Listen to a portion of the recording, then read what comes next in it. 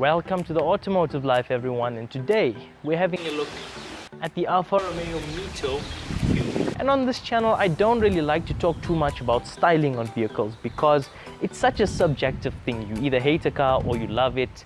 It's your own personal opinion, but I gotta share my opinion on this car because I like it so much. I love the curves, I like how everything, it just looks like they really thought about it. They really said, you know what? Something looks like this, how can you make it different, how can you make it special? And they've tried.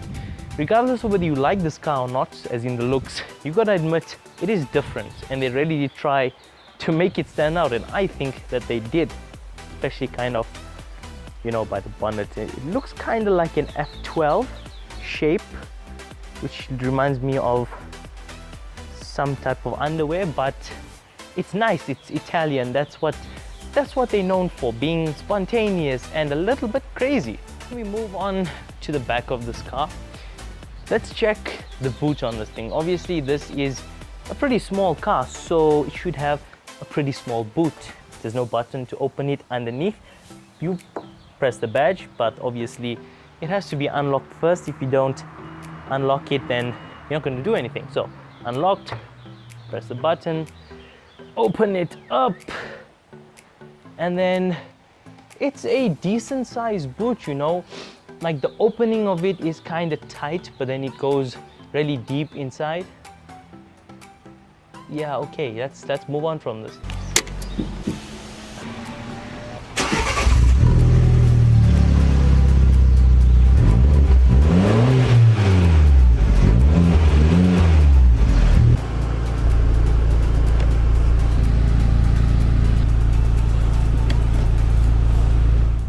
In case you didn't catch that before, this car does not have a stock exhaust system. Why? Because this is the Automotive Life and I am me. Hi, in case you're new, I do not like to drive stock cars all the time. But that's pretty much it. I don't think this car has software or anything done. It's pretty much just the decat, the downpipe, and the muffler, the back box, upgraded to a cowley system, so it's a bigger back box. Sounds pretty nice, although I feel like it needs a file so it can just, get those pops and crackles. Not too much, just a good amount. Now, why would you buy an Alfa Romeo over any other product? Well, firstly, it's special because it's different. You don't see Alfas every day on the road, and their designs make them rather pretty, in my opinion, as you've heard before when I was standing outside.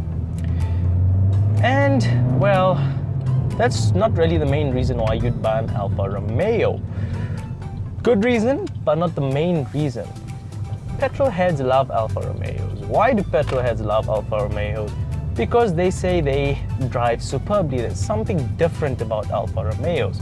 My dad's one of these older guys that says, in my day, I used to have Alfa Romeos and they were amazing and they were proper driver's cars and this and that. And you know what? The old man's right.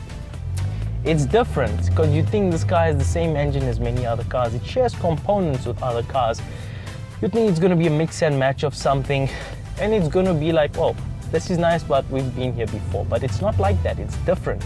It's special. It's definitely more driver focused than I anticipated it to be. The seating position, for example, you can set it in a position where it really feels really sporty. You can sit nice and low, you can get the steering nice and close to you. The steering wheel is pretty meaty and your thumbs rest at 9 and 3 where they should when you race, because, in life generally, we race every single day of our lives. You saw when I jumped in this car, I put it immediately in dynamic mode. If you watched any Alfa Romeo Mito review, you'd know about the DNA system.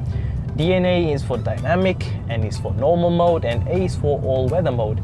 Frankly, I don't know why you'd buy one of these and drive it in normal mode. I know you think, okay, maybe it's more relaxed, steering softer, it's not as hard and as harsh to drive as in dynamic mode. And yes, it's not as sharp, but in normal mode, I feel like they numbed it down too much. Like they overdid it in normal mode and they just ended up making it a bit too bland, in my opinion, in my liking.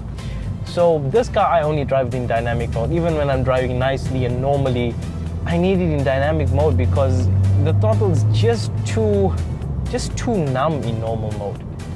So that's not a problem. Leave it in dynamic mode and enjoy yourself. Traction control system on this car, I was looking for it, like in the book and stuff, because I don't see a button anywhere to turn it off. And it turns out that you can't turn it off.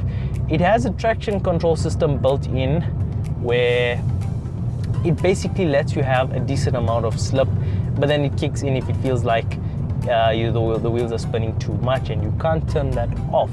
For most people, it's not a problem. It's okay. It's just nice to have the choice to turn it off. I really like to drive this car.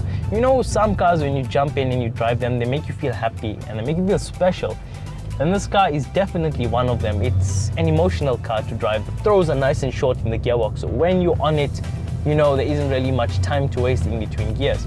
The straight line speed of this car is pretty impressive. Once you get going, it does tickle your fancy a little, but that's not the most impressive part about this car. And generally, Alfas always have been known to handle absolutely amazingly, and that's true. Once you get on it more and you realize that this car's steering is just, it's fantastic. The way the body feels while you're driving a little bit faster, it's very planted on the road. This specific steering is not my favorite. I feel it could be a little bit more direct, but that's just me being a bit fussy.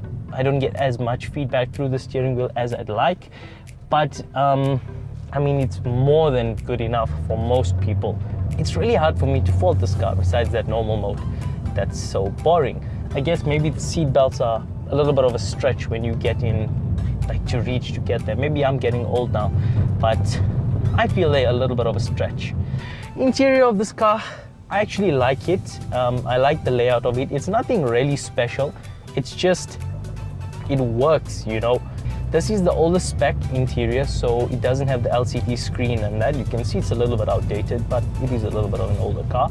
The older spec does not have Bluetooth audio, although there is a place for auxiliary and USB, so that should sort your problem out. Or you can use CDs if you roll like that, or radio also, not a problem at all. So we finally had an Alfa Romeo on the channel, and at least it was kind of an exciting Alfa also. And I've got to say, I like this car so much. It's so fun to drive, especially from smaller cars that I've driven. This car is so much of fun. And the thing is, it's different. You don't see these. No one drives these cars in a hurry, you know.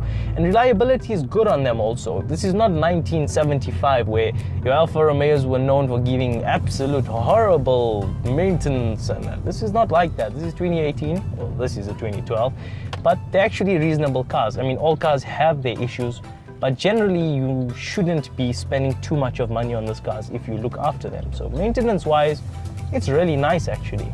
So what should I give the Alfa Romeo Mito Quadrifoglio Verde 1.4 multi-air turbo out of 10? Probably like an 8 if I'm being honest. I like it a lot. There isn't much I don't like. Like, I'm legit thinking, what don't I like? It's just those two things, the seatbelt and the numbness. I guess that's the end of the video. Should you buy one of these? Yes, you should. Please buy one of these and appreciate this thing. And stay tuned for more.